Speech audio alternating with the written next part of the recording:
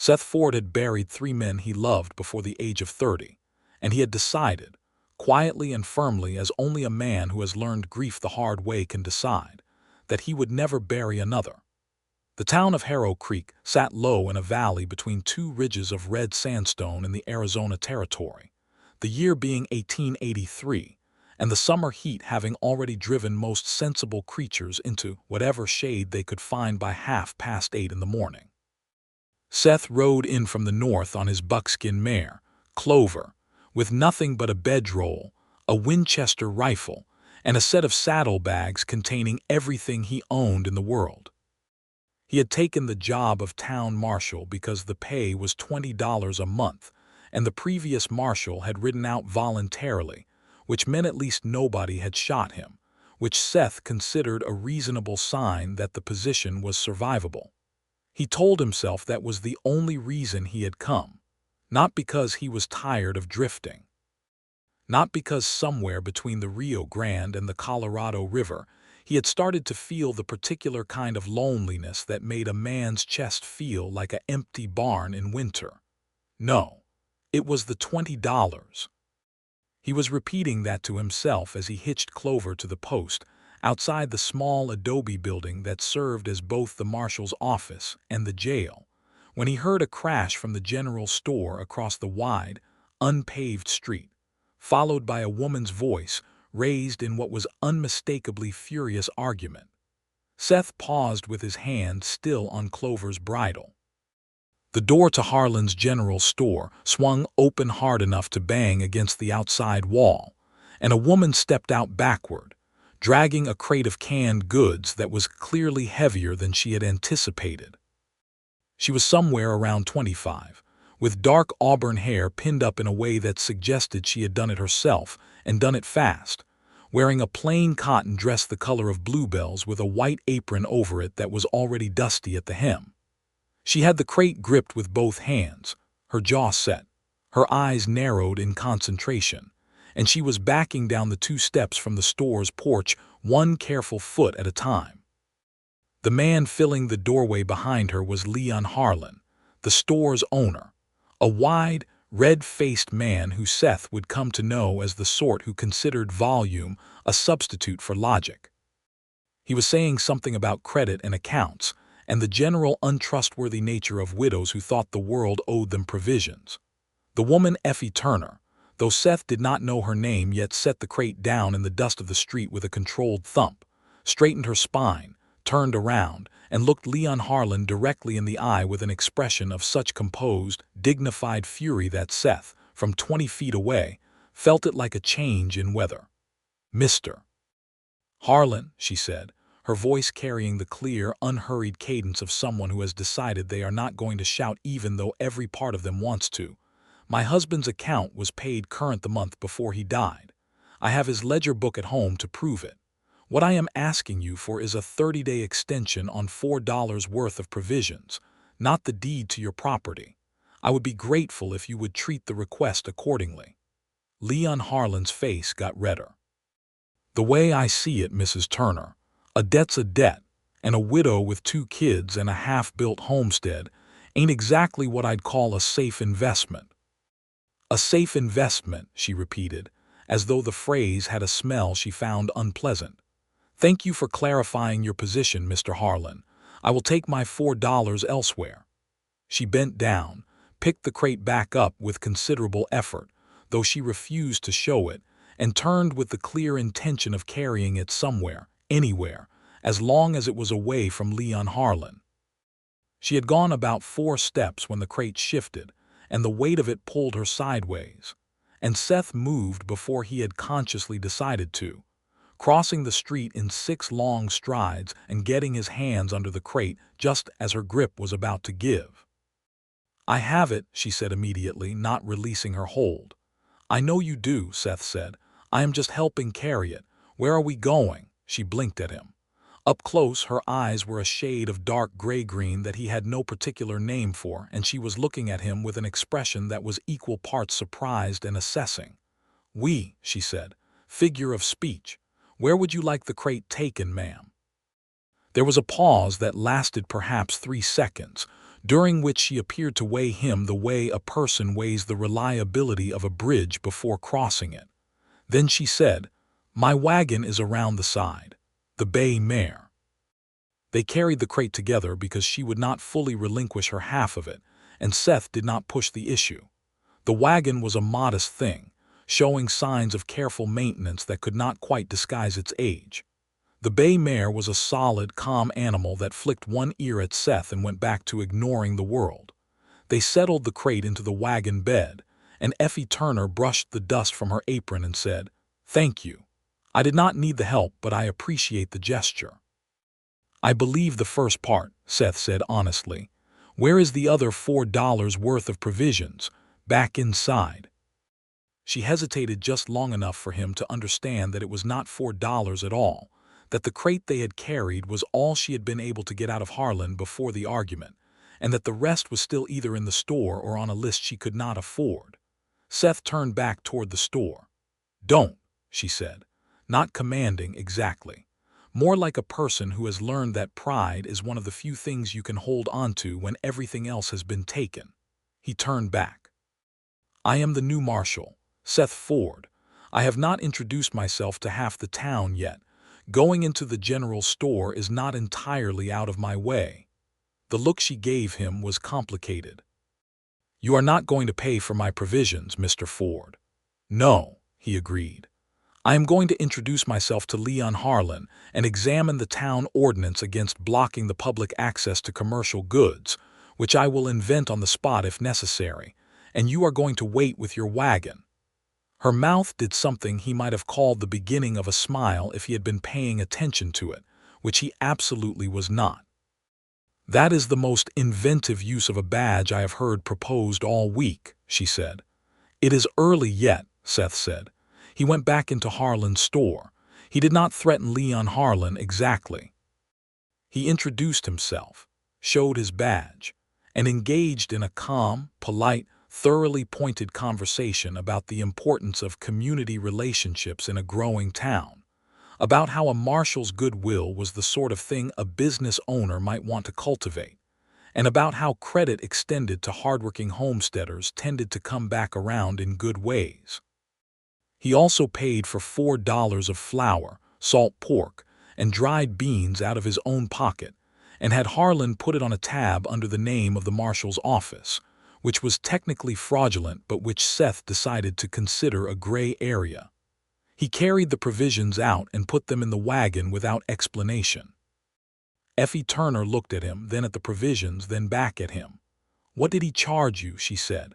"Nothing I won't recover," Seth said, which was not precisely true, since $20 a month left very little margin for generosity, but which felt like the right thing to say.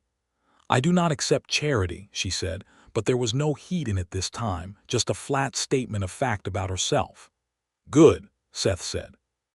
"When the harvest is in, or whenever it is convenient, you can put $4 into the marshal's office jar. I'll leave a jar. There's probably a jar somewhere." She studied him for a long, quiet moment. Around them, Harrow Creek went about its morning business, a dog crossing the street in no particular hurry, two old men talking on a porch, the distant sound of a hammer from the direction of the livery stable. The heat was already serious. "I am Effie Turner," she said. "My homestead is about 4 miles northeast along the creek bed. I have a daughter named Clara who is 7 and a son named James who is 4. My husband, Robert, died in March of pneumonia. I have 40 acres, 12 head of cattle, a kitchen garden, and enough stubbornness to fill twice that acreage." She said all of it with her chin slightly raised, as if presenting her credentials, as if making certain he understood from the beginning exactly who she was and what she had and what she did not have. Seth found this unexpectedly moving. He had not expected to find anything unexpectedly moving. He had specifically planned not to. "Seth Ford," he said. "I came from Tucson, before that from Albuquerque, before that from a ranch outside of Santa Fe that burned down. I have no family, no property, and no particular plans beyond keeping the peace in Harrow Creek for as long as they will have me." He said it the same way she had, matter-of-factly, because it seemed like what the moment required. She nodded once, as if they had signed something. "I should get home," she said, climbing up to the wagon seat with a practiced ease that suggested she had done it 10,000 times and no longer needed anyone to hand her up. "Thank you again, Marshal Ford." "Safe ride," he said. He stood and watched the wagon roll northeast down the main street and out toward the open land beyond the town's edge, and he told himself very firmly, with the particular emphasis of a man who suspects himself of exactly what he is promising himself against, that he was not going to get attached to Effie Turner. He had made this promise before, about other people, about a younger brother named Cal who had died of typhoid fever in 1879, about a partner named Deke who had taken a bullet that was probably meant for Seth in a cantina in New Mexico, about his father, who had died alone on a failed cattle drive somewhere in Texas with no one to hold his hand. Every person he had let himself care for had cost him something he could not get back. He was 31 years old, and he understood, with the clarity of a man who has been educated by loss, that attachment was a debt that came due at the worst possible time. He understood this completely and thoroughly by the time he walked back into the marshal's office, sat down in the wooden chair behind the desk, and started learning the filing system left behind by his predecessor. He kept understanding it all morning. By noon, when Effie Turner came back through town on her wagon because she had forgotten to pick up the mail and stopped outside the post office, which was 3 buildings down from the marshal's office, he was still absolutely certain he was not going to get attached. She came out of the post office with 2 envelopes and something that was not quite worry and not quite relief on her face, the expression of a person who has received news that is complicated but not catastrophic, and she paused when she saw him sitting on the porch of the marshal's office with his hat tipped back and his boots on the railing. "Hello again," she said. "How is the road northeast?" he said. "Hot," she said. "But there is a good stand of cottonwoods about a mile out where the creek runs shallower. Makes it bearable." There was absolutely no reason for him to file that information away with any particular care. He filed it away with considerable care. "Everything all right?" he said, nodding at the envelopes. She looked at them. "My sister in Flagstaff is thinking of coming to visit, in September." She said it in a way that suggested the visit was important for reasons she was not going to explain to a man she had known for 4 hours. "That would be good," he said. "I think so," she said. Then, as though she had weighed it and decided it was worth saying, "Robert's family has written. His brother. He is suggesting I should consider selling the homestead and bringing the children to stay with them in Kansas." She said it with the flatness of a person describing a meteorological fact. "I am not considering it. 40 acres along a creek," Seth said. "That is worth keeping." She looked at him with something bright in her eyes for just a moment, quickly suppressed, and said, "Yes, that is what I think too." She folded the letters and put them in her apron pocket. "Good afternoon, Marshal Ford." "Good afternoon, Mrs. Turner." He watched her drive away again. He was still watching the empty street where the wagon had been when Tom Briggs, his deputy, a cheerful 20-year-old who had been running the office alone for the 2 weeks between marshals, came out and leaned against the porch post and said, "That is Effie Turner. She comes in every Wednesday for the mail." "I know who she is," Seth said. "Pretty, isn't she?" Tom said with the open, simple friendliness of a person who has not yet learned to be subtle. "She lost her husband 4 months ago," Seth said. "Yes, sir. Robert Turner was a good man. Terrible shame." Tom was quiet for a moment. "She manages that place by herself, you know. Well, she has hired hands in spring for the heavy work, but she does most of it herself. Her and young James. He is only 4, but she says he is learning to help." Seth said nothing. "She brings pies sometimes," Tom continued helpfully. "Apple. She grows the apples herself. They are very good pies." Seth put his hat back down over his eyes and said, "I am going to rest for 10 minutes. Come get me if there is trouble." "Yes, sir," Tom said cheerfully, and went back inside. Seth rested for the 10 minutes and thought about absolutely nothing in particular, and specifically not about dark gray-green eyes or the way a person could carry something almost too heavy for them and still refused to put it down. He was doing fine. The first week in Harrow Creek passed with the relatively gentle initiation that a town will offer a new marshal when it is still deciding what to make of him. There was a fight between two cowhands from competing ranches that Seth broke up with minimal fuss and maximum firmness. A horse theft that turned out to be a misunderstanding about whose horse was whose, and a dispute over a property line that had been festering since 1880 and which Seth declined to adjudicate, sensibly recommending the county surveyor. He established himself as a man who was fair, direct, and difficult to rattle. He learned the town's rhythms, the supply wagon from Tucson that came Tuesdays, the cattlemen's meeting at the saloon the first Thursday of each month, the circuit preacher who came through every 3 weeks, the school that operated in a single room attached to the church with a young teacher named Miss Aldrich who had come west from Ohio and was determined to be useful. He learned all of this, and he kept himself at a professional remove from all of it, which was exactly how he intended to operate. Then on the Thursday of his second week, he rode the patrol circuit that took him northeast out of town along the creek bed, because Tom had mentioned there had been some concern about a group of itinerant men camping in the area who had not been causing trouble but whose presence was making the homesteaders nervous. He found the camp easily enough 3 men with a pack mule who turned out to be prospectors heading toward the Superstition Mountains, and who were perfectly agreeable when Seth told them to move along, and who did so without incident. On the way back, Clover picked up a stone in her left front shoe, and Seth dismounted to deal with it, and while he was crouched by the mare's hoof he heard, from somewhere through the cottonwoods and willows along the creek bank, a child crying. Not the frantic crying of injury, more the exhausted, hiccuping crying of a child who has been frightened and is now cooling down from the fright.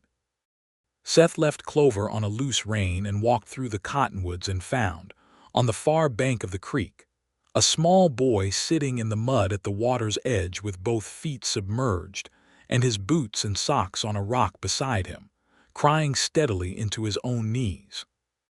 He was 4 years old with brown hair and his mother's eyes and a scrape on his chin that had bled a little and stopped.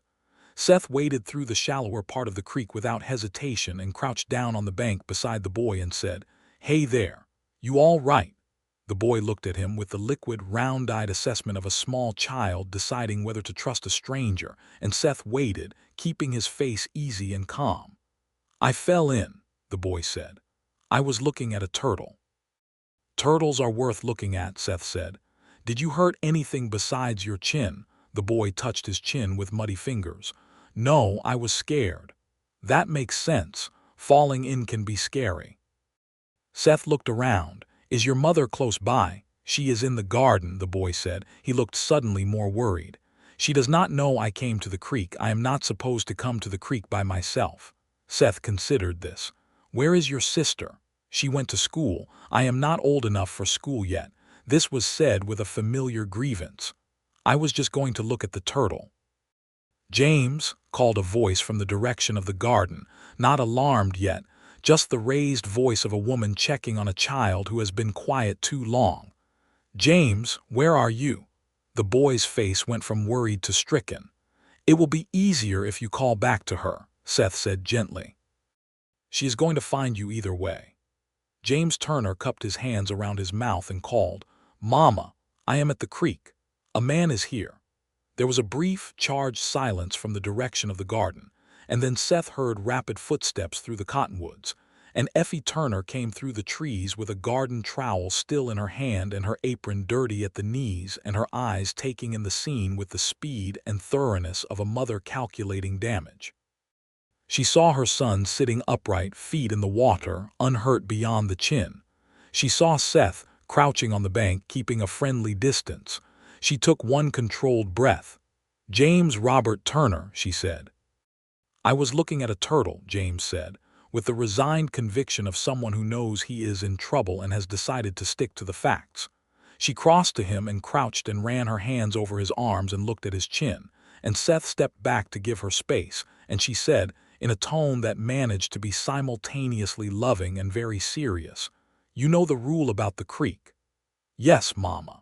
Why is the rule important? Because the water can be faster than it looks, and I am not a strong swimmer yet.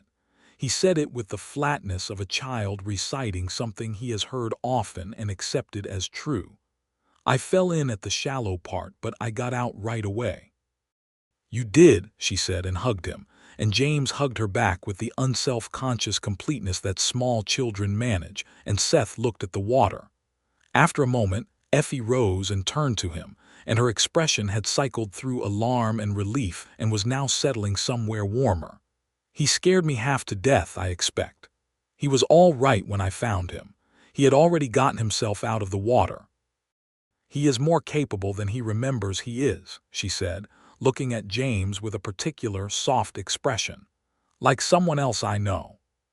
She said it quietly, not to anyone in particular, and Seth had the feeling she was thinking about Robert Turner, and he let the moment be what it was. She dried James's feet on her apron and put his socks and boots back on him with the efficient tenderness of someone who has done it 1,000 times, and then she straightened and said to Seth, "You are a long way from town, Marshal. Is everything all right? Were those men causing problems?" "No trouble, just passers-by." He glanced toward the trees where Clover was waiting. "I should get back." "Have you eaten?" she said. He paused. "I made too much soup," she said, with the matter-of-fact tone of a woman who has decided something and is not going to dress it up. "It happens when I am cooking for 3 and forgetting that the third one is 4 years old and does not eat very much. Come in and have some before you ride back." It was a practical, neighborly thing to offer. He should decline. "That would be appreciated," he said. Her homestead was simple and solid. A one-room adobe house with a sleeping loft, a well-built kitchen lean-to on the south side, a root cellar, a small barn with room for the mare and 2 milk goats, the kitchen garden along the east wall, and the 40 acres running back to the creek. Everything showed the same pattern of careful maintenance and intelligent priority that the wagon had shown. What needed doing had been done. What needed waiting had been left to wait gracefully. The soup was venison, with dried corn and some early greens from the garden, and it was very good, and Seth ate 2 bowls of it at the kitchen table while James sat across from him and asked, with the focused intensity of a 4-year-old who has decided a person is interesting, 17 questions about horses, lawmen, and whether he had ever seen a rattlesnake, which Seth answered honestly. He had seen many rattlesnakes. He had respected all of them. "Papa said you have to respect rattlesnakes but not be afraid of them," James said. "Your papa was right," Seth said. James considered this with satisfaction. "Did you know my papa?" "No. He sounds like he was a good man, though." "He was the best man," James said simply, and returned to his soup. Seth looked at his own bowl and breathed through the particular tightness in his chest that had nothing to do with anything he was willing to examine at present. Effie came in from the lean-to where she had been washing the garden trowel and saw his expression and said nothing, which he was grateful for.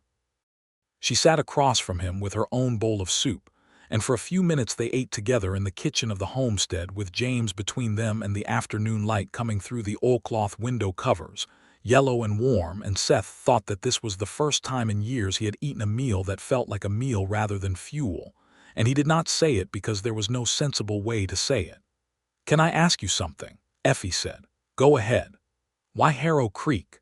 There are larger towns." "Better paying positions, I imagine."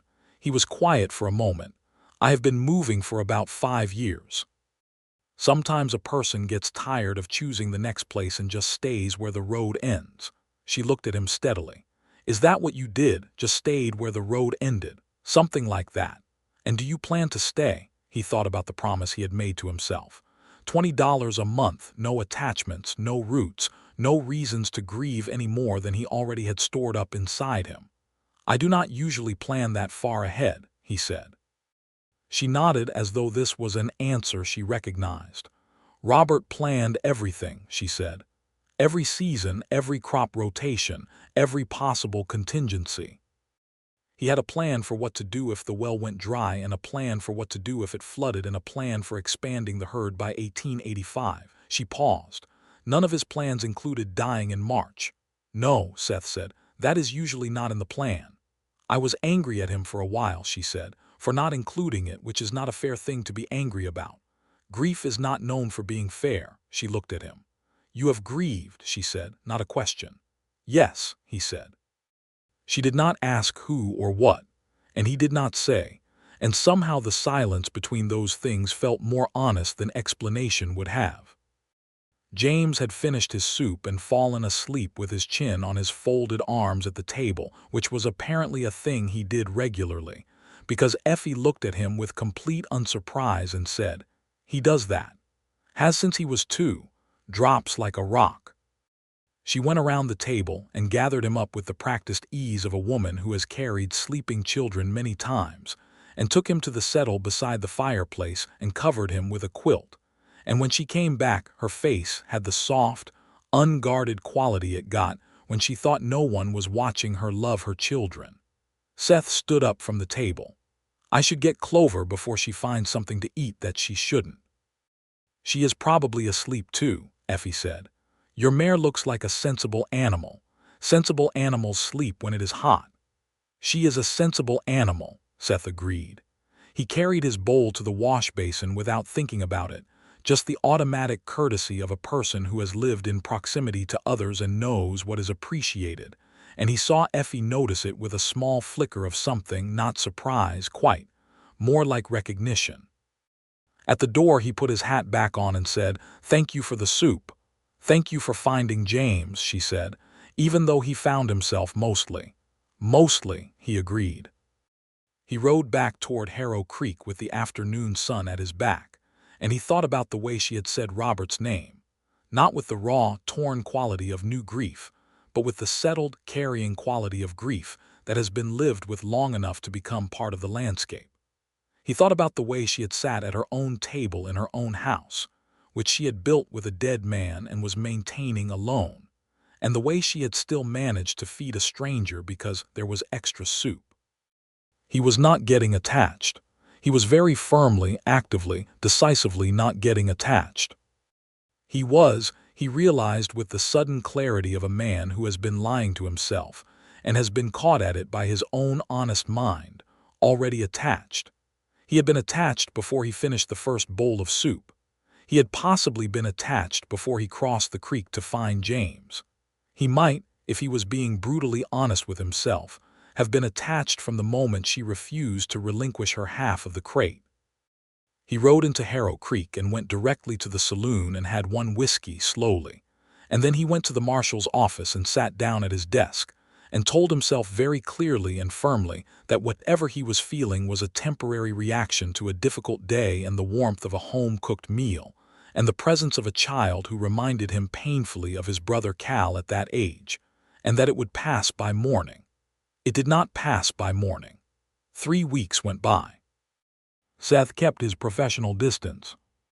He was polite and helpful when Effie came into town on Wednesdays for her mail, and twice more on other days for supplies, and he did not seek her out, and he did not ride the Northeast Patrol more than was strictly necessary, and the fact that he had reorganized the patrol schedule so that the Northeast route now occurred every Monday, Wednesday, and Friday instead of twice a week was a purely practical decision based on the presence of prospectors in the area and was in no way related to the homestead along the creek. He told himself this consistently enough that he almost believed it. Clara Turner, he met on the second Wednesday. She was 7 years old with her father's coloring and her mother's precision of expression, a serious, bright child who shook his hand with remarkable formality when Effie introduced them outside the post office and then said, "Are you a real marshal? Do you have a jail?" "I'm a real marshal and I do have a jail," Seth said. "It has 2 cells. Both are currently empty." "Good," Clara said with decisive satisfaction. "Mama said the last marshal was not very good at his job." "Clara," Effie said. "She is probably right," Seth said. "I will try to improve on the standard." Clara studied him with the clear, raking assessment of a child who has learned early to take the measure of adults. "You can come to supper sometime if you want," she said. "Mama makes very good venison stew." "Clara," Effie said again, differently, and a faint color had come into her face. "I have had your mother's cooking," Seth said to Clara. "Your judgment is sound." He did not come to supper that week. He came to supper the following Friday because Effie stopped by the marshal's office with a pie apple, as Tom had predicted, and left it on his desk with a note that said simply, "From the Turner homestead, Clara insisted," and which had no particular emotional significance at all. He wrote out Friday evening. He told himself he was doing it to return the pie tin. Supper at the Turner homestead was different from the quiet, accidental soup of that first visit. Clara had opinions about everything and shared them continuously, and James had decided that Seth was the most interesting person he had encountered since the death of his father, and attached himself to Seth's side with the focused devotion of a small dog who has chosen his person. Effie cooked and managed the children and the conversation with the ease of a woman who has been running a household for years, and the evening light through the oilcloth windows turned everything golden. And at one point Seth found himself mending a piece of harness that had been sitting broken by the door.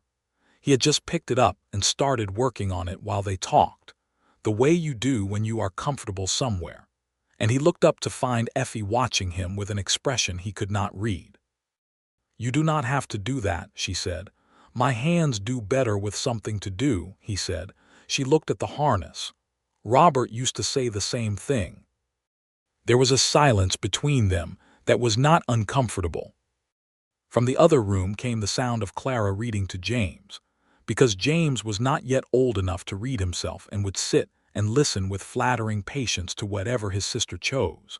And the sound of a child's voice reading haltingly through something that sounded like a Bible story was the exact sound of a household that is still standing despite everything. And Seth felt the wall he had built inside himself shift on its foundations in a way that alarmed him considerably. He stayed until the children went to sleep in the loft, and then he and Effie sat on the porch of the homestead in the dark, drinking coffee, and for a long time they said very little, just listened to the creak in the darkness and the distant sound of an owl. "I think I owe you a direct conversation," Effie said finally. "Do you?" he said. "I am aware that I have been inviting you to supper," she said, "and that Clara puts things into words before I have worked out how to manage them, and that this might give a misleading impression." "What impression do you think it gives?" he said carefully. She looked at her coffee cup. "That I am lonely and looking for something that I do not know if I am ready for." She said it with the same matter-of-fact courage she used for everything, not dressing it up, not making it easier than it was. Seth was quiet for a moment. Then he said, "I think the honest answer is that I am trying not to be something I am apparently becoming anyway, and I do not have a better plan than that." She looked at him. "I told myself when I took this job that I was not going to get attached to anyone," he said. "I have a history of losing people I care about. It is not something I wanted to repeat." "And," she said, "and I met you on my first day," he said, "which complicated the plan considerably." The ghost of that almost smile was back, did it? "It did," he said, "for what it is worth." She looked out at the darkness for a while. "I loved Robert," she said. "I will always love Robert. He was a good man and a good father, and this land was his dream as much as mine. I am not finished grieving him." "I know," Seth said. "I am not asking you to be." She looked at him again, and there was something in her face that was careful and open at the same time, the expression of a person who has been holding something gently for a long time and is considering whether it is safe to set it down. "I am not sure what I am ready for," she said. "I am not in a hurry," he said. "I told you. I am not much of a planner." This time the almost smile finished its journey. It was a full, real smile, brief and brilliant, and entirely unlike her careful, composed public expressions, and Seth felt it hit him somewhere in the region of the sternum with a force that he suspected was going to leave a mark. "Clara likes you," Effie said. "Clara is a discerning judge of character," Seth said.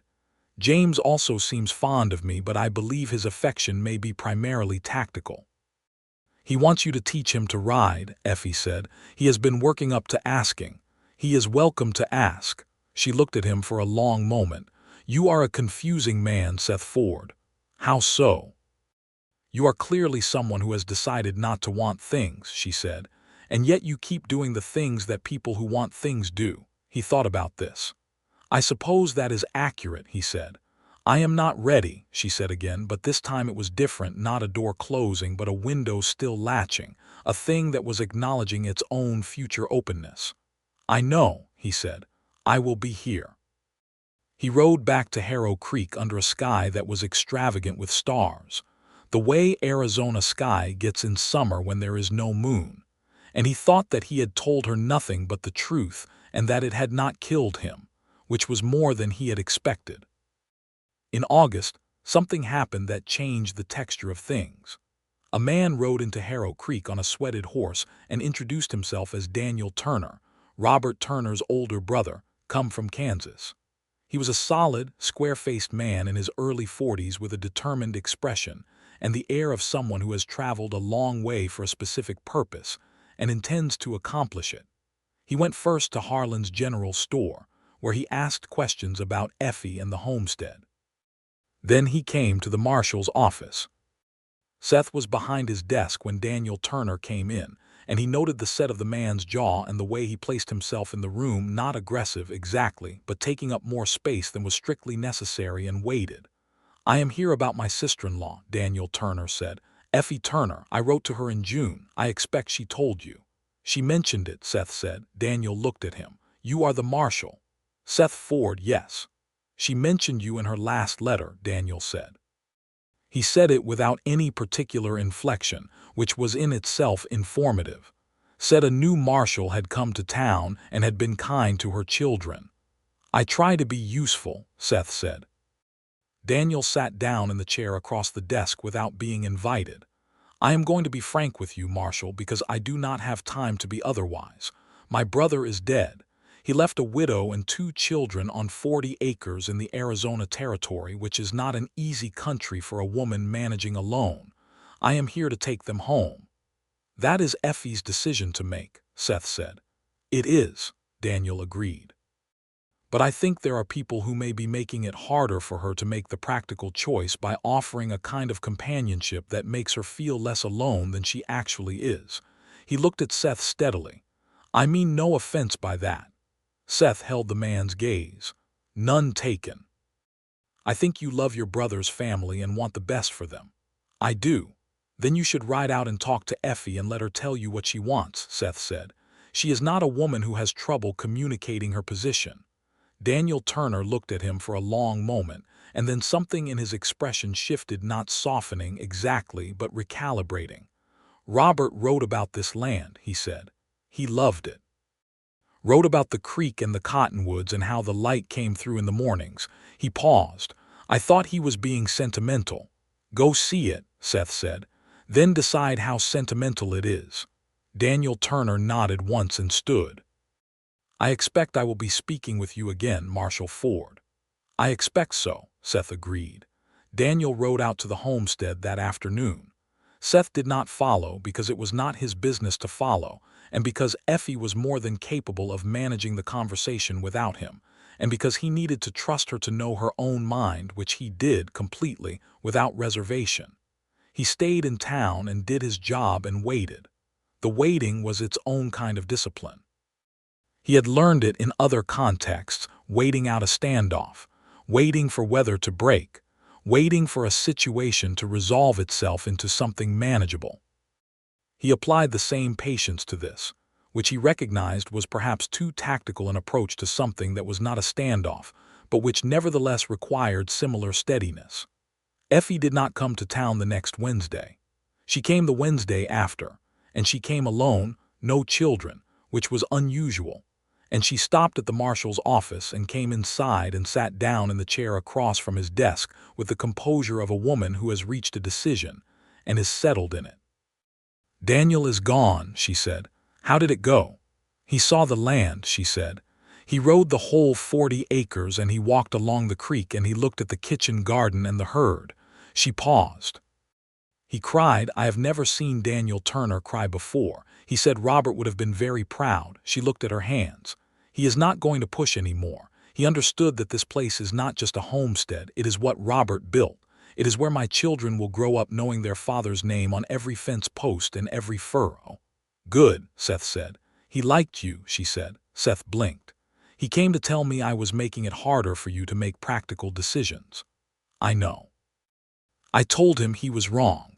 He said a man who cares enough about a woman's autonomy to tell her brother-in-law to go talk to her directly is probably the right kind of man to care about her at all. She said it carefully, watching his face. He is not a subtle man, Daniel, but he is usually right. Seth held her gaze. Effie, I know, she said. I know I said I was not ready. I'm not entirely ready. I'm not sure a person can ever be entirely ready for things like this. She looked at him with that direct, clear gaze that he had come to understand was simply how she looked at everything she was serious about. But I would like to try, if you are still willing. I told you, he said. I am not in a hurry. It will not be simple, she said. There are children and a homestead and a great deal of grief that I am still carrying. And you are a man who keeps his distance from things he loves because he is afraid of losing them. He was very still.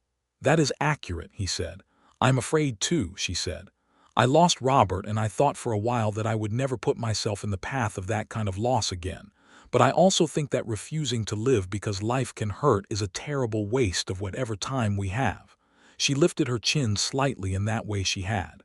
So, he said. He came around the desk and sat on the edge of it, closer to her, and looked at her for a moment, and then he said, I have been attached to you since the first morning of the first day I was in Harrow Creek, when you refused to let go of your half of a crate of canned goods that was too heavy for you. She made a sound that was not quite a laugh but was very close to one. I was managing it fine. You were, he said. That was the problem. This time she did laugh softly, and the sound of it was something he planned to think about for a considerable amount of time.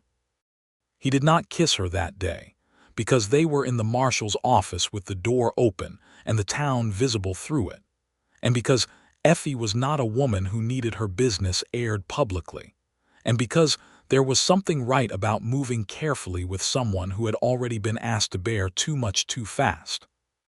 But he rode out to the homestead on Sunday for the first time in a context that was not entirely accidental, and he brought Clara a book, a proper illustrated copy of Robinson Crusoe that he had ordered from Tucson, because she had mentioned loving books and he had remembered, and he taught James to sit a horse in the small paddock, with the bay mare moving in slow circles and James's face lit up with the particular, transcendent joy of a small child doing something that feels very grown-up. Effie watched from the paddock fence with her arms folded on the top rail, and her hair coming loose from its pins in the afternoon wind, and her expression was not the careful, composed public expression or even the soft, loving expression she turned on her children, but something else, something open and specific, directed at him, that he felt like sunlight on the back of his neck. After James had been taken down from the horse and given a drink of water and sent to show Clara his riding calluses, which did not exist yet but which he was certain were forming, Effie stood at the paddock fence and said quietly, "Thank you. He needed that." "He is a natural," Seth said honestly. "Has good instincts with the horse. He has his father's instincts," she said. "Robert was wonderful with animals." She paused. "You are good with him, with both of them. You do not try to be Robert. She searched for the word, you are just yourself with them. It matters. It matters more than you know." Seth looked at the paddock rather than at her because the moment was large enough that looking directly at it required a moment's preparation. "I was very close to my younger brother," he said. "Cal, he died 4 years ago. He was 21. He stopped, then continued because she deserved the whole truth of it. "James is not Cal, I know that. But he is 4 years old and he is learning the world without his father, and that is something I understand, so it is easy to be patient with him." She had turned toward him and her hand had found his on the fence rail, not dramatically, just a quiet covering of fingers over fingers, and Seth looked at it and then at her. "I am sorry about Cal," she said. "I am sorry about Robert," he said. They stood like that for a while at the fence in the afternoon light, with the children somewhere nearby and the creek audible in the distance. And it was, Seth thought, one of the more honest moments he had ever occupied. September came, and with it Effie's sister, Grace Holloway, who arrived by stage from Flagstaff with 2 trunks and the energetic, observant manner of a woman who has been worrying about her sister from a distance for 6 months and has come to see for herself how things actually stand. Grace was shorter than Effie and quicker to laugh and did not have her sister's particular brand of composed dignity, but she had the same clear, direct eyes, and she turned them on Seth within 20 minutes of his introduction and said, without any preamble, "You are the marshal Effie wrote about." "I hope so," Seth said. "I am the only one." "She described you as reliable," Grace said, with a precision of tone that suggested she understood reliability to be a considerable and specifically chosen compliment from Effie. "I try to be," Seth said. Grace looked at him for another moment and then smiled and said, "Good. She deserves reliable." Grace stayed 3 weeks. During those 3 weeks, the Turner homestead had a different quality, fuller, louder, with Grace's laugh ringing out regularly and Clara and James reveling in their aunt's attention, and Effie visibly lighter for having someone alongside her who loved her without asking anything from the love except to give it.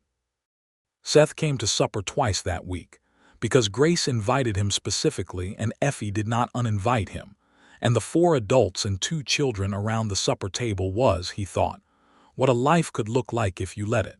He was careful. He did not push. He brought himself and his honest attention, and the steady, patient presence that was perhaps the only thing he had learned from grief that was useful in building rather than just in surviving. One evening, after the children were asleep in the loft and Grace had gone outside for a walk under the stars, with the very deliberate and obvious intention of leaving them alone, which she managed with great efficiency and no subtlety whatsoever, Seth and Effie sat together at the kitchen table with the lamp low between them, and Effie said, "She likes you." "She is very transparent," Seth said.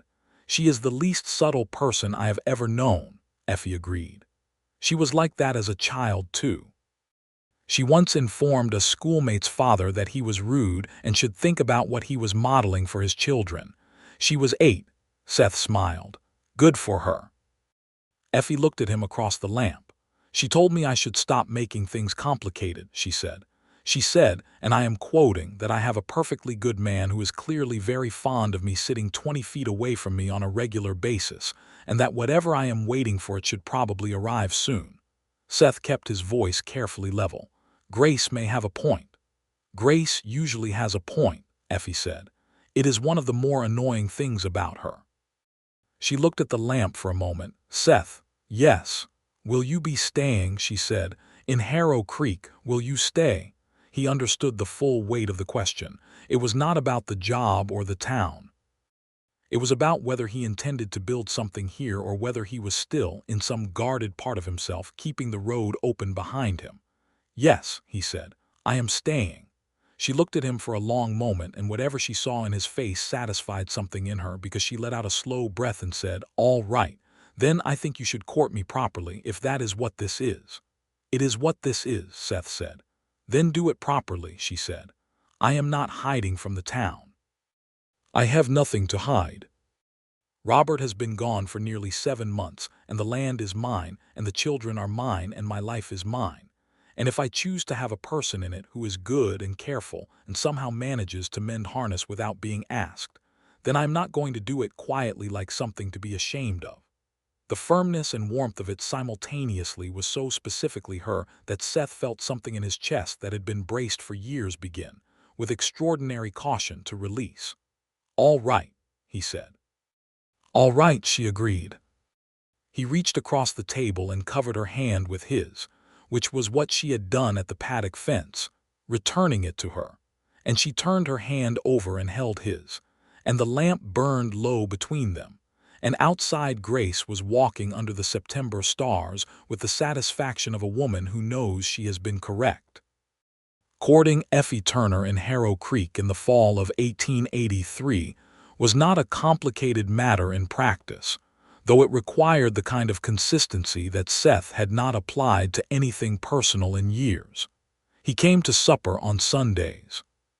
He rode the Northeast Patrol Mondays, Wednesdays, and Fridays, stopping for coffee if Effie was not busy in the fields, which she frequently was, so he learned to help where he could, mending what needed mending, moving what needed moving, and she learned to let him, which was, he suspected, a more significant concession from her than from him.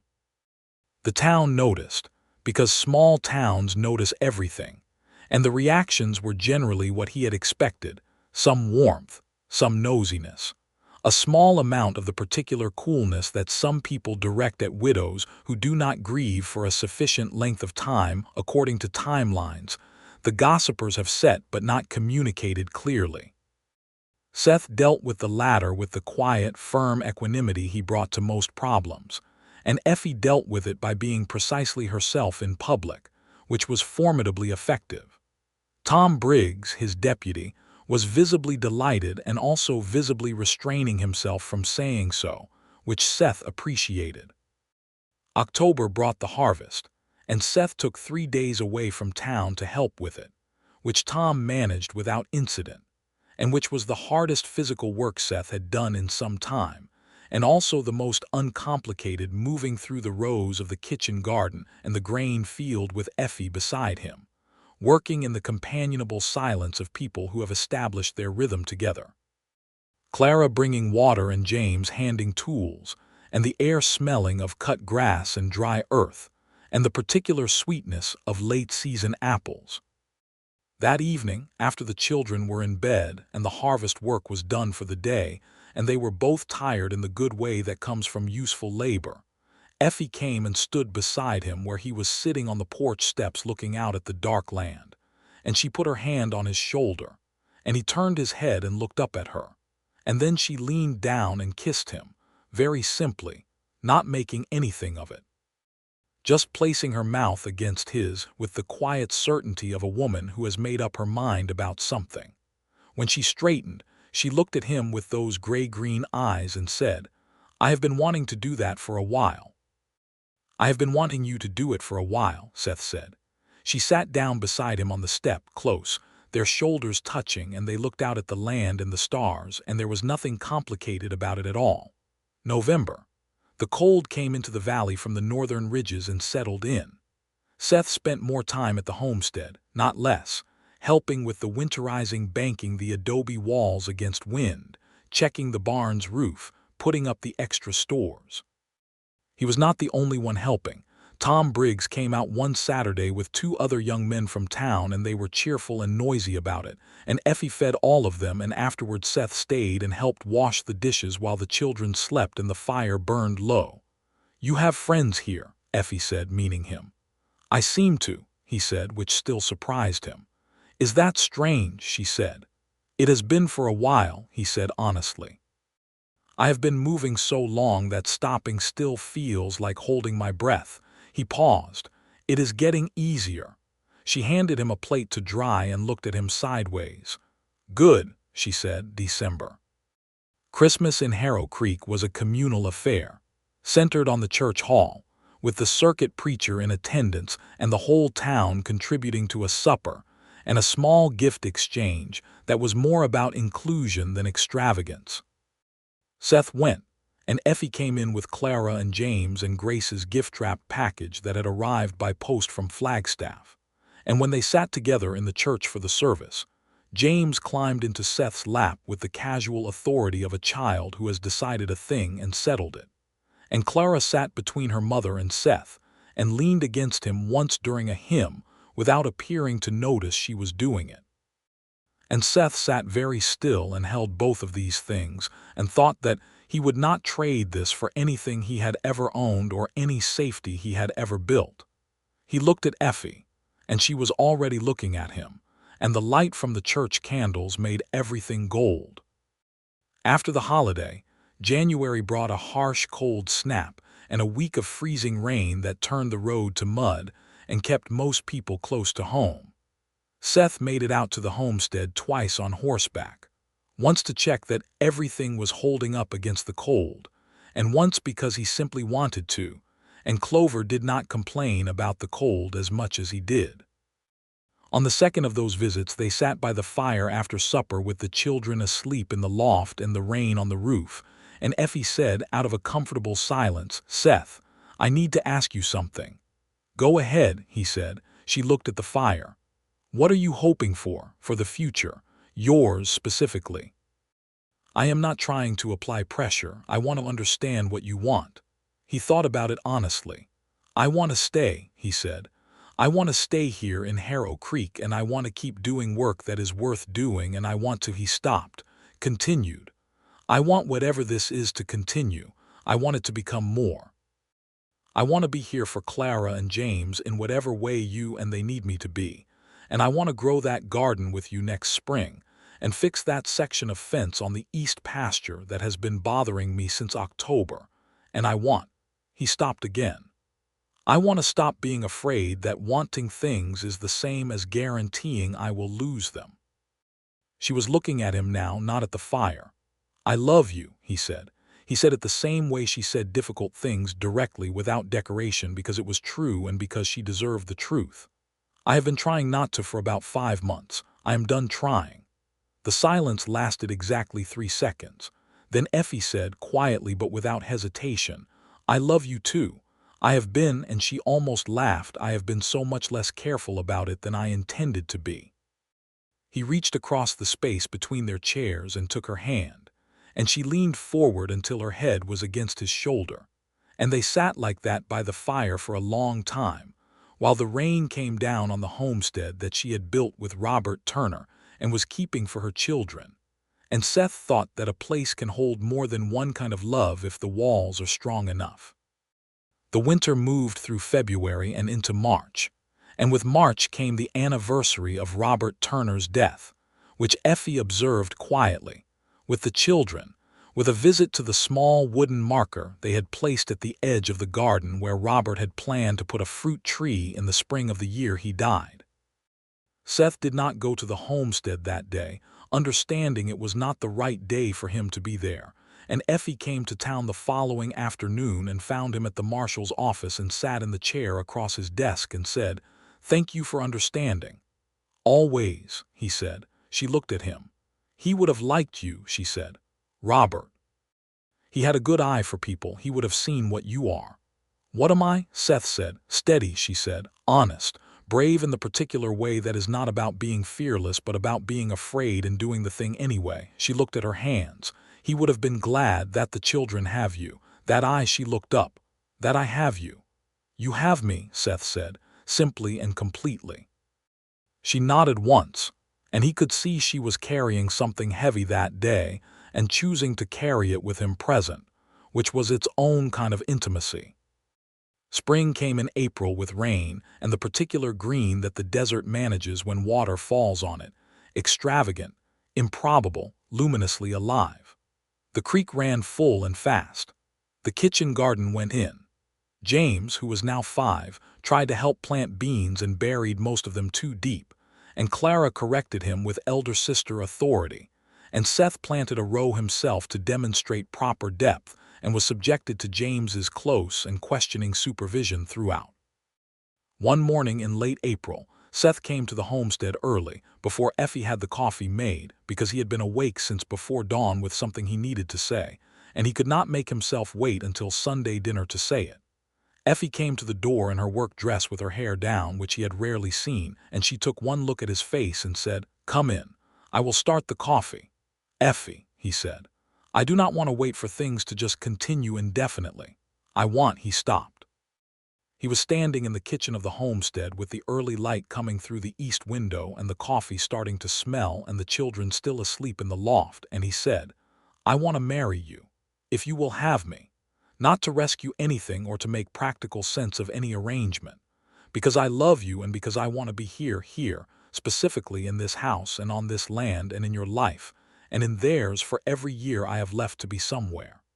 He had not planned a speech. He had not planned anything. It was only the truth, stated plainly, because that was the only way either of them knew to handle important things. Effie stood by the stove with the coffee pot in her hand and looked at him for a long moment. Then she set the coffee pot down. "I am going to say yes," she said. "But first I need to tell you what yes means so that you cannot say later that you did not understand." "Tell me," he said. "Yes means Clara and James," she said. "Not as an obligation or a difficulty. As part of it. They are mine and they are Robert's and they will always be Robert's. And if you marry me, they are yours too, in whatever way they need and whatever way you can give. Clara will be cautious with it and James will be immediate, and both of those things will be real." "I understand that," he said. "Yes means this land," she said. "I am not leaving it, I am not selling it. Robert worked for it and I have kept it, and Clara and James will inherit it. It is not negotiable." "I know," he said. "I am not asking you to negotiate it. I am asking to be part of it." "Yes means me," she said. "Which is to say, it means someone who has her own opinions and is not going to defer to yours simply because you are the man. It means someone who has already managed a great deal alone and will not always remember to ask for help and will sometimes try to carry crates that are too heavy." "I am already aware," he said, and the warmth in his voice was unmistakable. She looked at him. "Yes," she said. "Seth Ford." "Yes." He crossed the kitchen in 2 steps and put his arms around her, and she put her face against his chest, and for a moment they just stood there in the early morning light, in the kitchen that smelled of coffee and earth and the coming spring, and it was the most solid thing Seth had felt in years. Above them in the loft there was a rustling and the thump of small feet on the ladder, and James appeared, pink-cheeked from sleep, and looked at them from the ladder with sleepy confusion and said, "Why are you hugging?" "Because it is a good morning," Effie said. James considered this and climbed the rest of the way down the ladder and came and wound his arms around both of them at knee-height, which was as high as he could reach, and said, "Can I have biscuits?" "Yes," Effie said. "Go get Clara." James went back up the ladder, and Effie looked at Seth over the top of his absence, and Seth laughed a real laugh, unguarded and full, the kind he had not managed in some time, and Effie laughed too, and the morning continued. They were married in June, in the church at Harrow Creek, with the whole town present because the town had decided it approved, and Clara as a serious and very proper witness, in a new blue dress that Grace had sent from Flagstaff along with herself, because Grace would not have missed it for anything in the world, and James in his good shirt with his hair carefully combed, and immediately uncombable the moment attention left it for 30 seconds. And Tom Briggs looking as though his face might split from contained satisfaction, and even Leon Harlan from the general store in attendance, who had spent the better part of the previous 8 months reconsidering his approach to extending credit to widows and had extended it to Effie in February without being asked, which Seth had considered a satisfactory outcome. The vows were the traditional ones, but Seth had added one line, which the circuit preacher had accommodated with the flexibility of a man who has performed weddings in circumstances far more unconventional than this. "And I promise to stay." 3 words. He said them looking at Effie, and she understood everything they contained. After the ceremony, there was a dinner in the church hall that lasted through the afternoon and into the evening, and at some point in the middle of it Seth found himself standing with Clara at the edge of the hall while the rest of the adults talked and danced, and Clara said in her careful, precise way, "You are my stepfather now." "Yes," Seth said. "Is that all right with you?" She thought about it with the serious care she gave to important questions. "Papa is still my papa," she said. "Always," he said. "I am not trying to be your papa. I would not know how to do that, and you already have one. I am Seth. I am here to help with the harness and the fence and the hard things, and because your mother is the best person I have ever known, and because you and James are part of her, and because," he paused, choosing honesty, "because I love you both, not because I am required to, because it happened and I am glad it did." Clara looked at him with those gray-green eyes that were exactly her mother's. "Papa would have liked you," she said.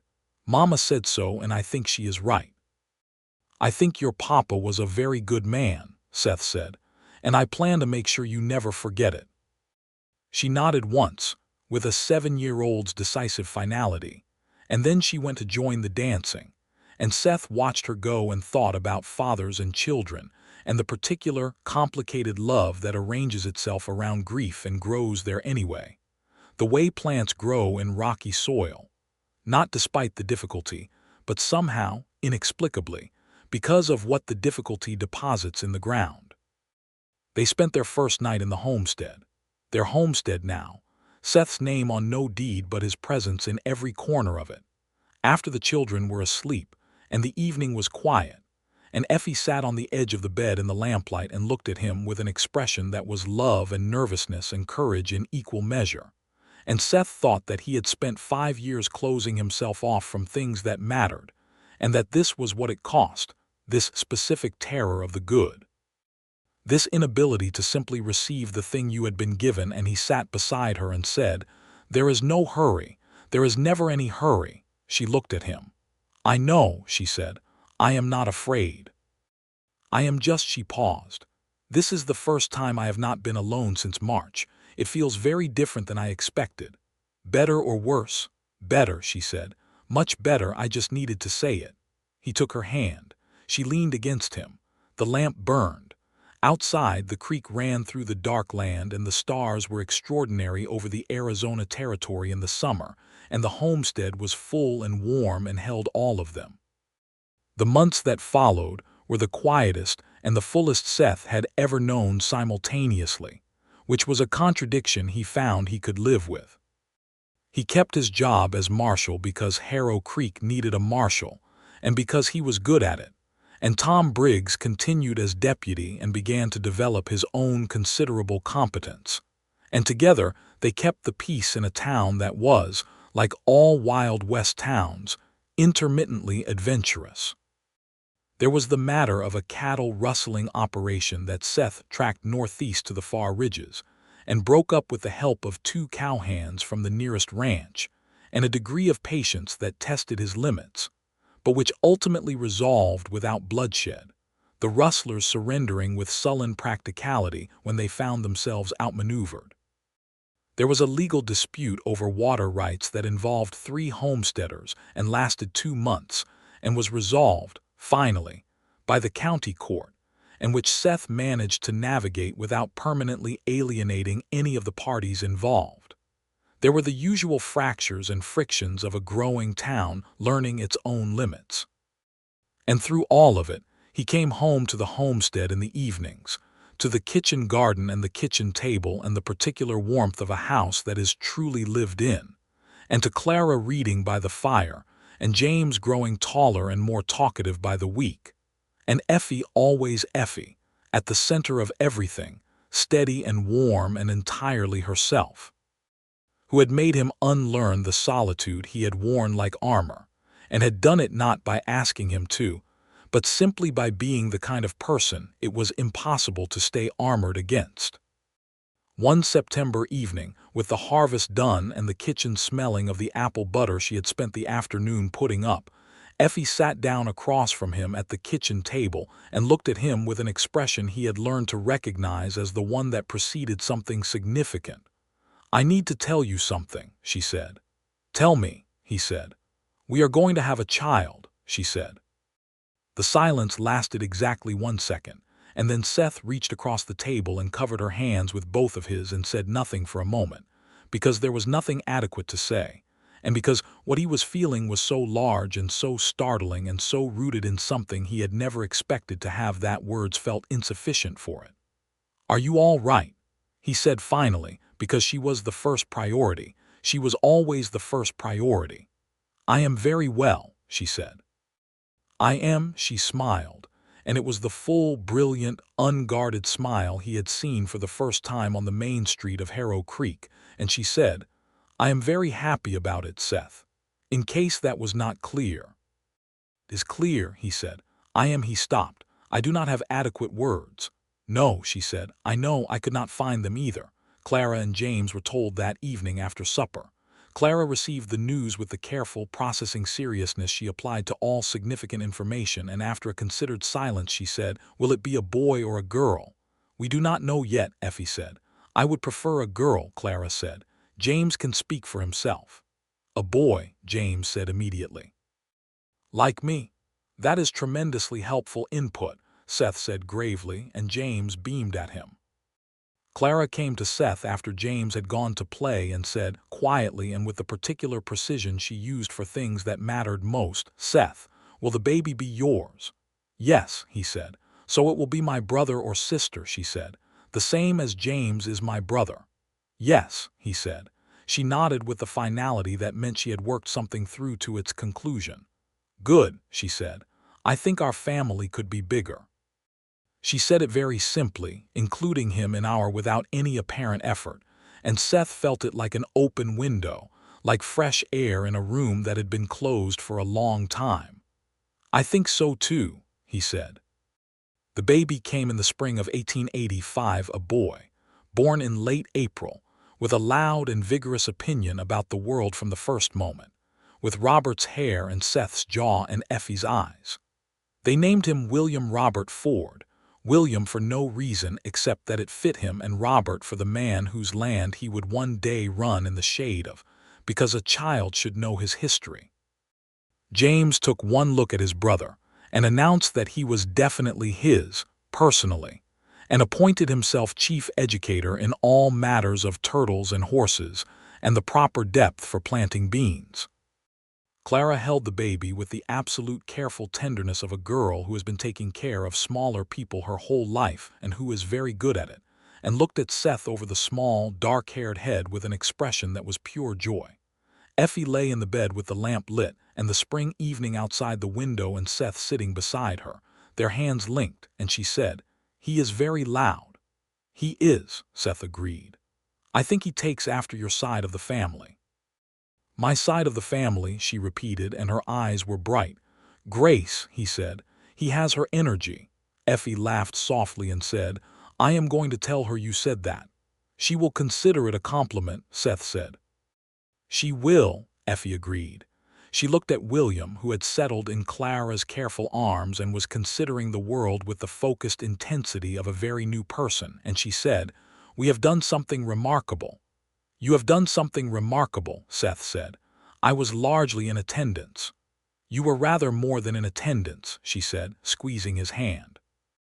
He looked at her face, tired and luminous in the lamplight, and at their daughter holding their son, and at James pressed against Seth's side with his chin on Seth's arm, watching his brother with wide, proprietorial eyes. And he thought about the morning he had ridden into Harrow Creek on Clover with his bedroll and his Winchester, and his very firm plan to stay unattached to anything and anyone for as long as he could manage it. He thought about a woman coming out of a general store dragging a crate that was too heavy for her and refusing to set it down. He had told himself, very clearly and with considerable conviction, that he was not going to get attached. He had told himself this all morning. He had told himself this for the better part of 6 months, through soup and harvest and coffee on the porch and horses in the paddock, and 100 small ordinary moments that turned out, assembled together, to be the actual substance of a life. She had made it impossible before the end of the first day. If he was honest, she had made it impossible before the end of the first hour. He was profoundly grateful for her impossibility. "Effie," he said. She said, nearly asleep. "Thank you," he said. She opened one eye. "For what specifically?" "For not letting go of the crate," he said. She looked at him with the sleepy, warm, full expression of a woman who is loved and knows it and has built her life on solid ground. "I never let go of things that matter," she said. And then she closed her eyes and slept, and Seth sat beside her in the lamplight with their newborn son in his daughter's arms and his stepson pressed against his side, and he thought that this was what it felt like to stay, not to be held in place by fear or habit or the weight of what had already been lost, but to stay because staying was the true thing, the right thing, the only thing worth doing. William grew. James grew. Clara grew into a serious, capable girl of 12, who had taken over 2 sections of the kitchen garden as her own domain, and managed them with a precision that made Effie proud and Seth slightly afraid of being wrong about soil amendment in her presence. Seth kept the law in Harrow Creek as the town grew, a new school building, a second saloon, a doctor who came and stayed, the telegraph line that arrived in 1887 and connected them to everything beyond the red stone ridges. He and Tom Briggs became the kind of colleagues who trust each other completely, and Tom eventually married a girl from the homestead 2 valleys over and started his own life, and Seth let him go from the deputy position with genuine pride and hired his replacement and trained that one too, because part of staying was building things that would last beyond you. In 1888, there was a hard drought that tested the creek and the cattle herd and every homesteader in the valley. The Turners, the Fords, they were called, though the land was still filed as Turner acreage, which Seth had deliberately preserved because it was right, survived it better than most, because Effie had always planted with contingency in mind, and because Seth had helped negotiate a shared water management agreement among the Northeast homesteaders that kept anyone from taking more than was fair from the creek, which was not a legal instrument, but which held because the people involved respected the spirit of it. During the drought, Daniel Turner visited again from Kansas, this time with his wife and 2 young children, and he saw Effie managing the reduced herd and the careful water schedule and Seth riding the water line and the children working in the dry garden, and he sat at the supper table and ate with all of them, and afterward he said to Seth quietly on the porch, "My brother would have been glad. I want you to know that I believe that completely." Seth looked at him. "It means something to me," he said. "Good," Daniel said. "He was the best of us. He deserved to know that what he built was in good hands." "Effie built it," Seth said. "I just held the other end." Daniel Turner smiled, and for just a moment he looked enough like the descriptions Effie had given of Robert that Seth felt it not painful, just the particular tenderness of holding someone else's grief alongside your own. "I think," Daniel said, "that is the right way to put it." By 1889, Harrow Creek had grown enough that the marshal's office had expanded to accommodate 2 full deputies, and Seth had taken on the formal title of sheriff, with jurisdiction over the broader valley. The work was more administrative than it had been, which suited him well enough, and he made a point of riding his own circuit regularly, because he had never been a man who could manage from behind a desk for long. William was 4 and asking approximately 40 questions per day, most of them beginning with "why?", a trait that James informed him was extremely annoying, and which Effie said with perfect seriousness she had absolutely no idea where it came from, and which Seth accepted as just and appropriate returns on a universe he had clearly offended at some point. And then one October morning, Seth came in from the morning patrol to find Effie sitting at the kitchen table with that expression, the one that meant something significant.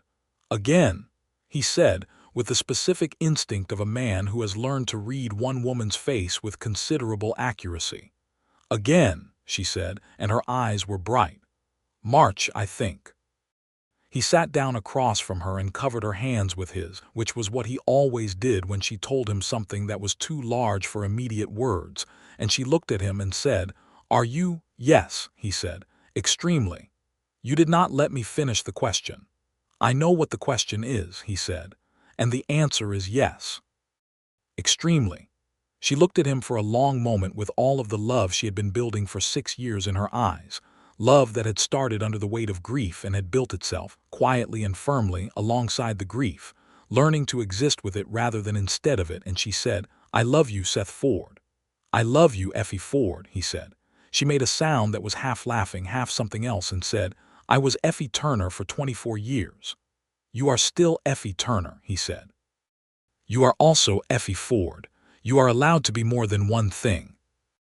She leaned across the table and kissed him, morning-lit and warm, and then she leaned her forehead against his and said quietly, "We have made a good life here." "We have made an extraordinary life," he corrected. "Here you are," she said, "after all your promises to yourself about not getting attached." "Yes," he said, "completely and thoroughly attached." "Hopelessly," she offered. "Joyfully," he said, and meant it without qualification. The baby came in March of 1890. On a cold, bright morning when the creek was still running fast from the winter rains, and the first green things were just beginning in the garden. This time a girl, with Seth's coloring and Effie's eyes and a quantity of dark auburn hair that was extravagant and impossible from the very first day. They named her Me, Clara Ford Me, for no reason except that it suited her, and Clara for her sister, who held her with the same careful tenderness she had shown William, and said, with considerable dignity, "I told you I would prefer a girl," and was gratified. James, 13 by now and growing into a young man with Robert Turner's steady, calm quality and Seth's patience for difficult tasks, looked at his new sister and said, "She is going to be loud." William was loud. All babies are loud. "She is," Seth agreed. "You were loud too once." James looked at him with the transparent skepticism of a 13-year-old who does not believe this for a moment. "Ask your mother," Seth said. James went to ask his mother, who confirmed it with total seriousness, and James received this information with the grace that was beginning to characterize him. That evening, after the midwife had gone and the children were settled, Clara and William both asleep in the main room, James in the small room that had been added to the house 2 years before when it became clear that the loft was insufficient for everyone, Seth sat beside Effie in their bed with Me in his arms. This small new person with her extravagant auburn hair and her loud, decided opinions. And he thought about the morning he had ridden into Harrow Creek in 1883 with no plan and no roots, and a very firm intention to feel nothing for anyone. He looked at Effie. She was watching him hold the baby with an expression he had no words for. Love was too small a word and too large at the same time, the way some true things overflow any container you try to put them in. "What are you thinking?" she said. "I am thinking," he said, "about a crate of canned goods." She blinked. Then she understood, and the smile came, that full, brilliant, unguarded one that had been hitting him in the sternum for 7 years and had not lost any of its force. "You would not let me carry it alone," she said. "You would not let me carry it for you," he said. "There was only one solution." "Carry it together," she said. "Carry it together," he agreed. She reached over and touched Me's small face gently, and the baby made a sound that was not quite complaint and not quite contentment, and Seth held her against his chest and felt her settle, and the fire burned in the fireplace and the creek ran outside, and the 40 acres of the Turner homestead lay in the dark under the Arizona stars, and it was all exactly as it should be. He had promised himself he would not get attached. He had never kept a better broken promise in his life. Years later, many years, when Clara was grown and teaching school in Harrow Creek, which she had decided to do with the same decisive finality with which she approached all her choices, and James was running the cattle end of the homestead with a quiet, steady competence that made everyone who saw him think of Robert Turner in the best possible way, and William was 15, and getting into exactly the kind of harmless trouble that 15-year-old boys with good hearts tend to get into. And Me was 9, and had appointed herself the foremost authority on the kitchen garden, and was largely correct about this. Effie came to find Seth one afternoon where he was working on the east pasture fence, the fence that had been bothering him since October of 1883. He had fixed it many times. It always needed fixing. He saw her coming across the field with the particular walk she had, direct, unhurried, purposeful, and he set down his tools and waited. She came and stood beside him and looked at the fence and then at him and said, "Do you remember what you told me the first night you proposed? What you wanted?" "I told you I wanted to fix this fence," he said. "Among other things," she said. "Among many other things," he agreed. She looked at the land, the creek visible in the distance through the cottonwoods, the kitchen garden bright with October color, the barn solid and well kept, the house behind them with its additions and its history, the smoke of the evening fire just beginning from the chimney. "We have done all of it," she said. "All of what you said you wanted." Seth looked at the same view. In the late afternoon light, the sandstone ridges were red-orange, and the creek caught the light and threw it back, and the cottonwoods were turning gold, and somewhere in the house Me was arguing with William about something that would resolve itself by supper, and James was bringing in the cattle from the east pasture, and Clara would be riding home from the school in another hour. "Not all of it," he said. She looked at him. I said I wanted to stop being afraid that wanting things was the same as guaranteeing I would lose them, he said. I am not sure I am entirely done with that work. She considered this with the seriousness she gave it. No, she said, I do not think you are. But you are much further along than you were. Thanks to you, he said. Thanks to us, she said, with the particular correction of a woman who does not accept sole credit any more than she accepts sole blame. He put his arm around her, and she leaned against him, and they stood in the October afternoon on the land she had refused to leave, and he had chosen to stay on, in the life they had built together from the materials that grief and stubbornness and the unexpected grace of an ordinary morning had given them. He thought about riding in on Clover with nothing but a bedroll and a badge, and a set of promises to himself about keeping his distance from people who could matter to him. He thought about a woman refusing to let go of a crate. He thought about soup, and a child's feet in a creek, and apple pie and a porch in the dark, and a lamplight proposal that was also a long list of honest truths, and a wedding in a small church in a small town, and children who grew, and babies who arrived with extravagant hair and loud opinions, and years of good, ordinary days that were extraordinary in accumulation. Effie, he said. She said. Thank you, he said again, as he had said it the night William was born, because some things needed saying more than once. She looked up at him. For what specifically this time? For making it impossible, he said. I was very committed to that plan. She made the sound that was half laugh, half something deeper, and said, I know you were. It was a terrible plan. It was the worst plan I ever had, he said. You have better ones now, she said. I do, he agreed. Thanks to you.